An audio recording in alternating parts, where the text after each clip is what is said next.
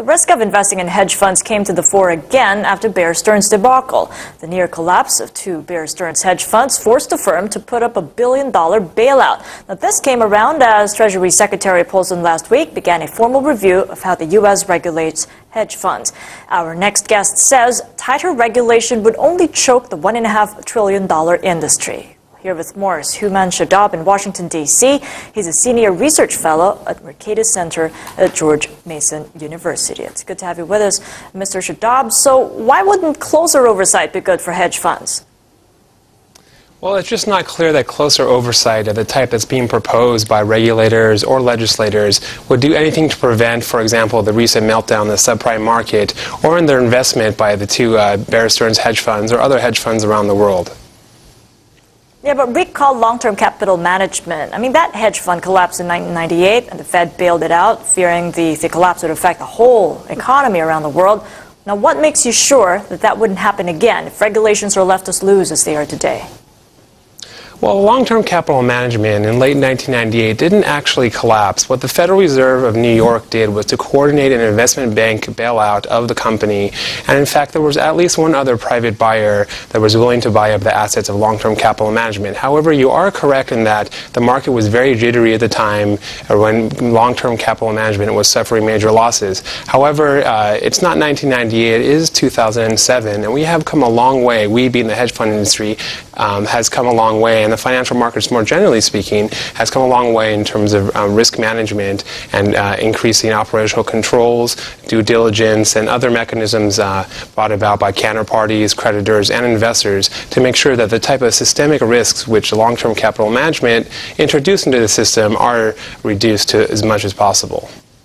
Yeah, but isn't a perfect storm building against hedge funds? There's the prospect of rising interest rates, for one, and there's just so much volatility now in the financial markets out there. Paulson himself said that these should serve as some sort of a wake-up call.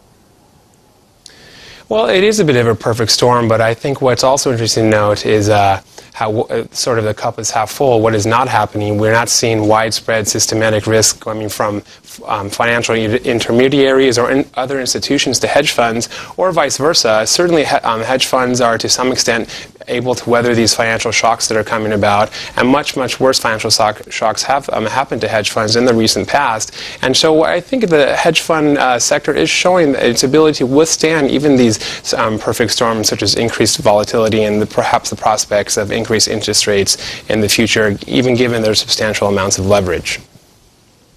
Now, what is it like for overseas markets? How are hedge funds outside the U.S. regulated, if at all? Like, take, for instance, Australia, because I'm hearing that it doesn't impose any restrictions. Is that true?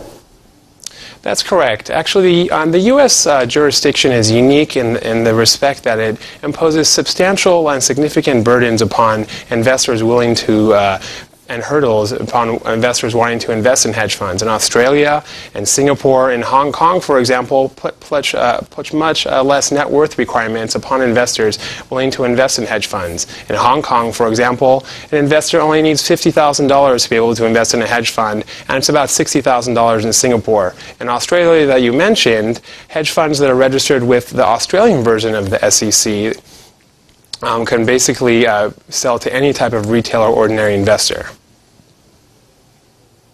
So what are the implications then for the U.S. hedge fund industry? If its global peers are opening up and the U.S. is tightening up, what's going to happen to the money flow here?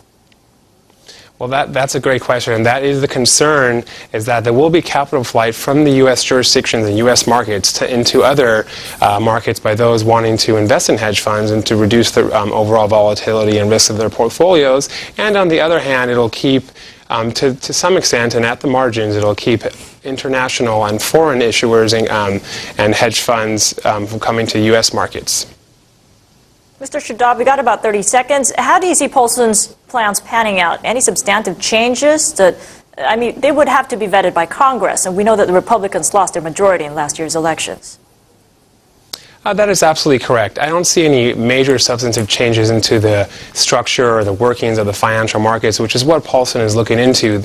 However, probably the most immediate short-term impact on hedge funds and private equity will be the two tax bills that are currently winding their way through Congress, one being taxing private equity and hedge funds that go public, and the other being increasing the tax to ordinary income on the carried trade or the carried interest, the profits on performance fees gained by hedge funds and private equity.